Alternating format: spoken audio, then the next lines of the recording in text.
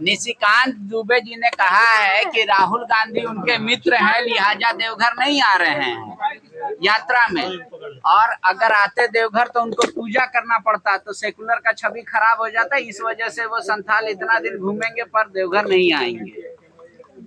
सही बात है। वो हम लोगों ने एक पिक्चर देखी थी, उस पिक्चर में एक जगह बाढ़ आ गई तो कादर खान ने कहा कि मंत्री यदि ऊपर से जाएंगे तो लिख दीजिएगा कि हेलीकॉप्टर से ऊपर ऊपर घूमे, और नीचे के लोगों का देखा नहीं। तो बोले यदि मंत्री नीचे से जाएंगे तो बोला कि हेलीकॉप्टर किस लिए था, हेलीकॉप्टर में उनको जाना चाहिए था। तो ये जो है तो बोला यदि ये हेलीकॉप्टर से जाएंगे तो वो लिखना, और ट्रेन से जाएंगे तो वो लिखना।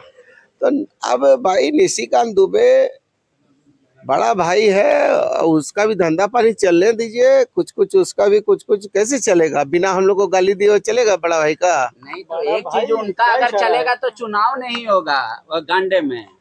अब उनका तो चल ही रहा है, तबे ना इतना यहाँ बड़े भाई लोग आए हुए हैं, संवैधानिक लोग, और पूरा बढ़िया से टाइट किए हुए हैं। आज बाबूलाल जी भी गए थे राजभवन, बाबूलाल जी प्रतिनिधि मंडल के साथ, और उन्होंने कहा है कि सरकार प्रॉपर काम नहीं कर रही है, कानून के तहत काम नहीं कर रही है। गांडे में चुनाव भी नहीं होना चाहिए और बर्खास्त करने पर इनको सोचना चाहिए।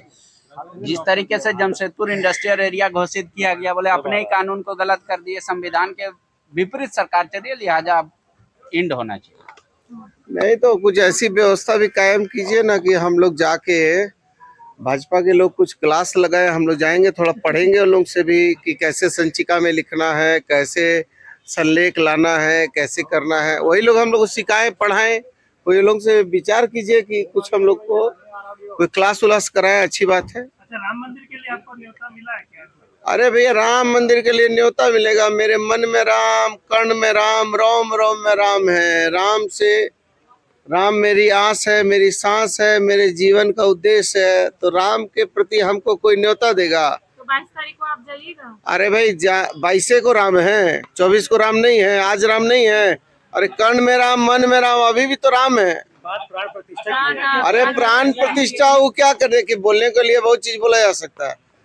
मर्यादा पुरुषोत्तम श्री राम ने अपनी धर्म पत्नी जो माता सीता थी, उनके लिए अधर्मियों से लड़ाई लड़ा और धर्म की रक्षा की, पुरुषार्थ की रक्षा की, मानवता की रक्षा की। लेकिन अब वैसे वैसे लोग भी हैं जो प्राण प्रतिष्ठा में लगे हैं। जिन लोगों ने अपनी पत्नियों को भी छोड़ दिया, वो भी प्राण प्रतिष्ठा में लगे हुए हैं। तो सनातन धर्म में तो ये वर्जित है, कहा जा रहा है कि बिना पत्नी के यज्ञ नहीं हो सकता।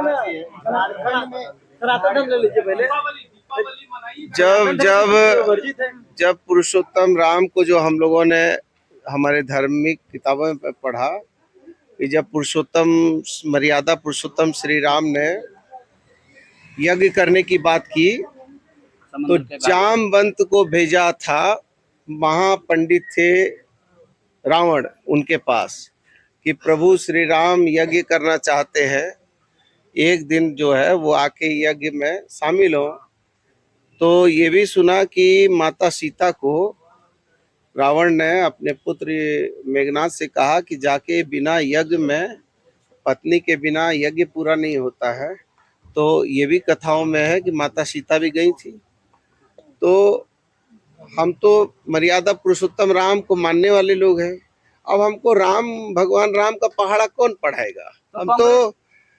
हम तो बार बार कहते हैं, फिर वही कहेंगे, फिर आप कहेंगे कि आप, अरे भाई, राम नहीं मिलते ईंट और गारों में, राम मिले हैं निर्धन की धारों, निर्धन की आंसू की धारों में, राम मिले हैं वचन निभाती आयु को, राम मिले हैं घायल पड़े जटायु को, राम मिले अंगद के उस पाँव में, राम मिले मर्यादा से जीने में, राम मिले हनुमान के सीने में, राम मिले हैं प्रण हेतु वनवास में, राम मिले हैं केवट के विश्वास में, राम मिले हैं अनसुईया की मानवता में, राम मिले हैं सीता जैसी पावनता में, राम मिले हैं ममता की माँ कौशल्या में, राम मिले हैं पत्थर बनी अहिल्या में, राम नहीं मिलते मंदिरों के फेरों में, राम मिले हैं सबरी के झूठे बेरों में। मैं भी सौगंध राम की खाता हूँ, मंदिर की कसम उठाता हूँ, मेरा पूरा भारत धर्म स्थान है। अब